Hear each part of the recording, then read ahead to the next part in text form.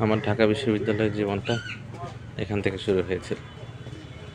জহুরুল্লাহ হলের টিন শেডের 15 নম্বর রুম, সেখানে থাকতাম। মাঠে বসে বসে বহু সময় পার করেছি। 20 নম্বর রুম, অনেক বন্ধুরা এখানে থাকতো।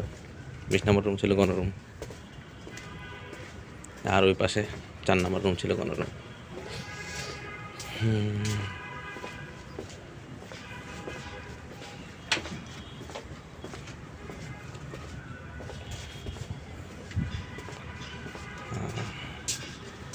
এই সে ঐতিহাসিক 15 নম্বর রুম।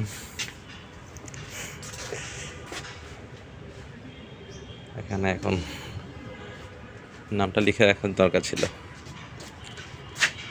এই গেটটাই খোলা ছিল না, এখন খুলে রাখছে। আগে ওই সামনের গেটটা খোলা ছিল।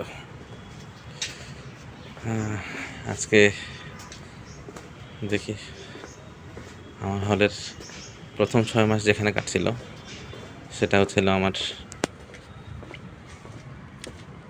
টিন শেডের যে মসজিদ, সেখানে থাকতাম প্রথম 6 মাস।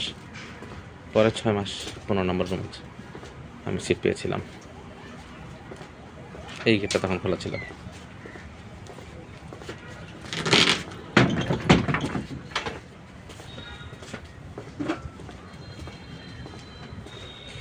একদম আগের মতো আছে, কোনো কিছু পরিবর্তন হয়নি। অদ্ভুত, এখানকার জীবনটা একটু মানবেতর। ওই 4 নম্বর রুম কি পার হয়ে গেছে? গ্যালাক্সি 4, এটা ছিল আমাদের কোন রুম। এটা ছিল রিডিং রুম। এখানে আমাদের গোসলখানা, এখানে ওয়াশরুম, আর হচ্ছে এই সেই ঐতিহাসিক মসজিদ।